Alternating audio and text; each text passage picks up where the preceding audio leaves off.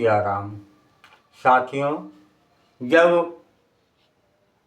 लक्ष्मण जी माता सीता को वनवास में छोड़कर आते हैं तो उधर सीता जी जो है व्याकुल होती हैं और क्या कहती हैं कि हे स्वामी, इसमें तुम्हारा या तुम्हारी प्रजा का कोई दोष नहीं, ये हमारा दो सौतों का युद्ध है। दो सौतें कौन कौन सी? एक ग्रह लक्ष्मी और दूसरी राजलक्ष्मी।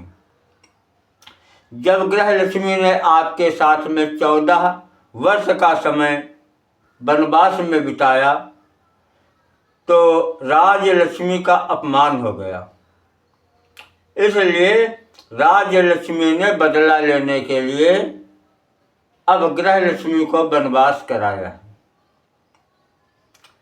माता जी कहती हैं कि तुम्हें तुम्हारी प्रजा को दोष नहीं सुख धाम, 200 का हो रहा था भीषण संग्राम। कि ग्रह लक्ष्मी ने स्वामी के संग 14 वर्षों वनवास किया, इस भांति राज की लक्ष्मी का अपमान कराया, हास किया।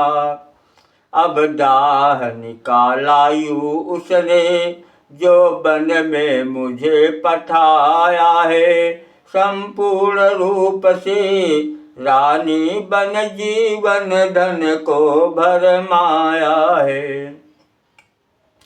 पृथ्वी पर मुझसी दुखी नारी न होगी और, जिसको सारी उम्र भर मिली न सुख को ठौर। बर ने हेतु स्वयंवर में पहले ही पितु को त्रास हुआ, फिर ज्यों ही ससुराल आई पति प्रियतम को वनवास हुआ। रानी बनते तपस्विनी बनी, कुटिया में ला रही महल बदले, जिस पर भी नहीं विधाता ने काले काले बादल बदले। कि अपमान लखन का कर डाला, उस वन में मर्म बचन कह कर, खुद भी स्वामी का विरह चाहा, रावण की लंका में रहकर।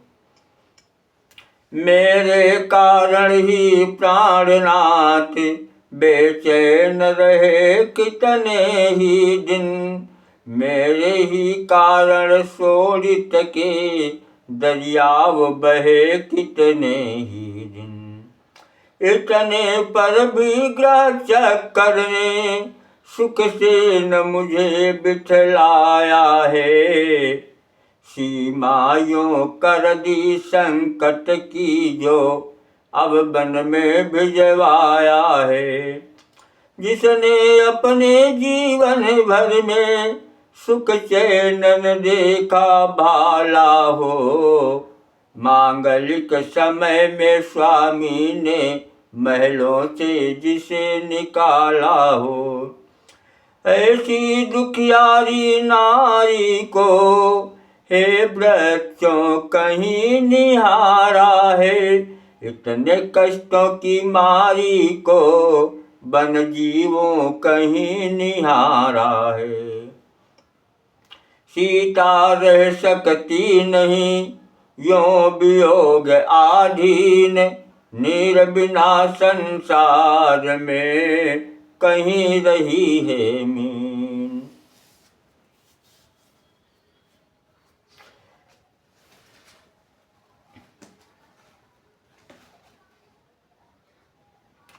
कि वे सीता जी क्या कहती हैं कि सारे सुख संसार दिखाए, सजन सुखी सजन बिन नाय।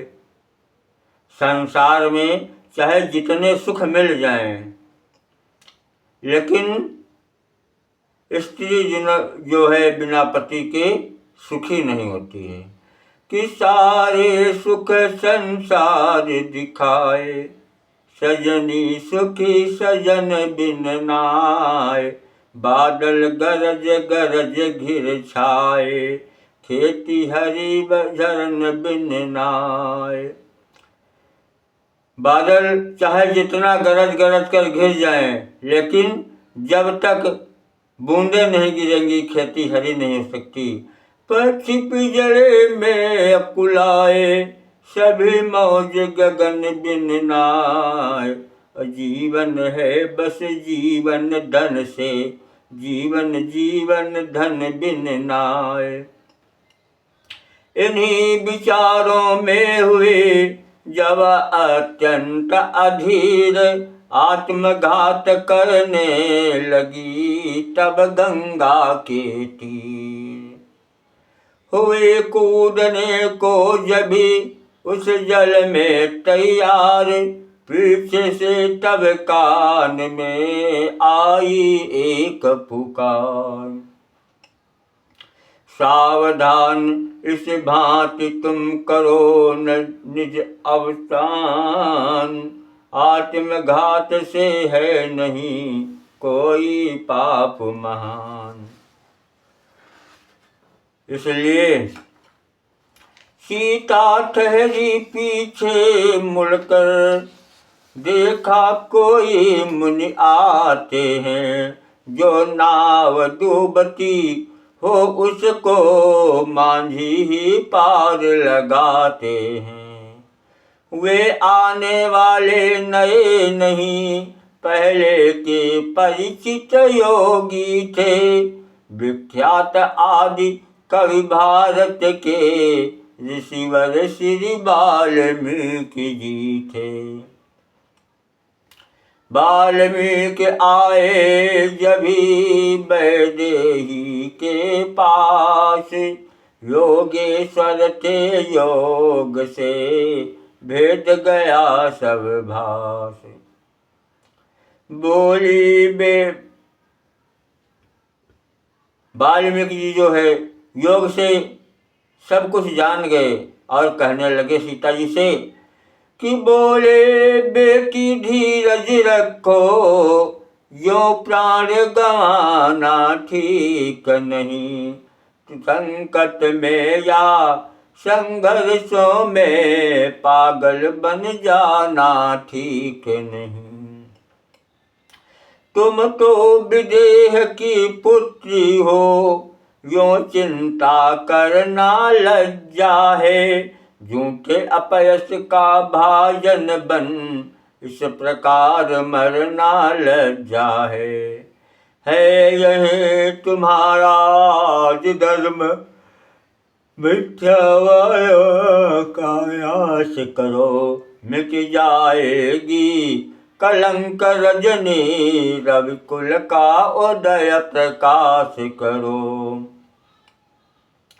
अनुचित है फिर भी कहता हूँ, तुम खोटी बात कर रही हो। जो गर्भवती हो कर बेटी, जल में अपघात कर रही हो। जाग उठी श्री जानकी, सुनकर ऐसे बैन। फिर बोले मुनिराज से, कर कुछ नीचे नैन। अब माता सीता जी वाल्मीकि उनसे क्या कहती हैं? क्या था हो गया मुझे क्या था, क्या सचमुच डूब रही थी मैं। कुछ ध्यान नहीं क्या थे विचार, जिनमें अब तलक वही थी मैं। वैदेही ठौर चाहती थी, रघुकुल की लाज बचाने को। जीवन ही में दूसरी बार पाती व्रत दिखलाने को। इतने में बहने लगा फिर नयन से नीर, देख न सके दयाल मुनि तृप्त हृदय की पीर। सोचा इस संसार की है अलबेली चाल। कोई कहीं बहाल है, कोई है बेहाल। जिसका पति अवध नरेश्वर है, जो अवधेश्वरी कहाती है, वह ही मारी मारी फिरती, रहने को ठौर न पाती है। आती है बड़ी हंसी मुझको, वेदना की उलटी माया है। सब भांति सती जो नारी है, उसने ही दोष उस पे ही दोष लगाया है। इन्हीं विचारों में रहे कुछ क्षण मुनि लवलीन, फिर सीता जी से कहा क्यों होती हो दीन। है बेटी कि रहने को ठौर तुम्हें बेटी पत्ता पत्ता दे सकता है। साक्षियाँ तुम्हारे सतपन की तिनका तिनका दे सकता है। चिंता को छोड़ चलो आश्रम, रहने को कुटी बना दूंगा। महलों की शोभा मान सहित फिर महलों में पहुंचा दूंगा। इस प्रकार सीता सहित ऋषि ने किया प्रयाण। आश्रम में होने लगा नव कुटीर निर्माण। इस प्रकार ऋषि वाल्मीकि जी माँ सीता को लेकर के आश्रम जाते हैं और उनके लिए एक नई कुटिया का निर्माण शुरू हो जाता है।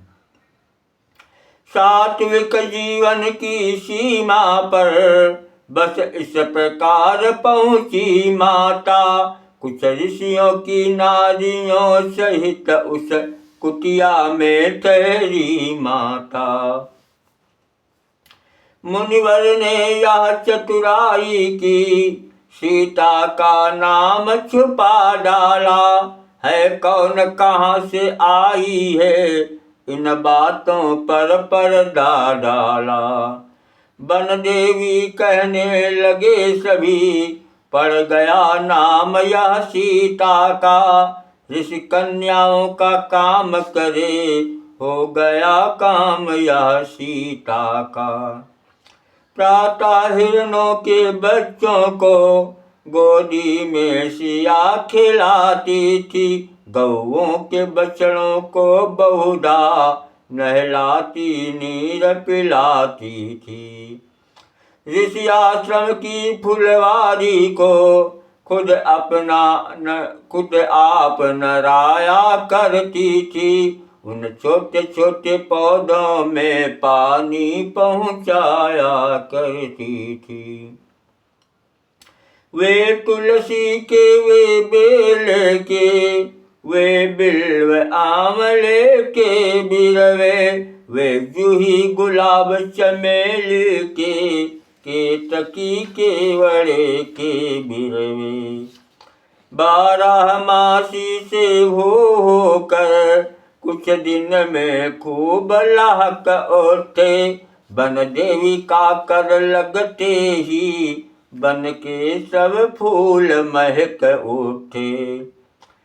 हर ऋतु के फूल फूलने पर कायम हो गई बहार वहाँ। हर रोज हवा में रहती थी बीड़ा की सी झनकार वहाँ। इस प्रकार जब कुटी में बीत गए कुछ मास, तब मंगल का मोद का समय आ गया पास। जय सिया राम।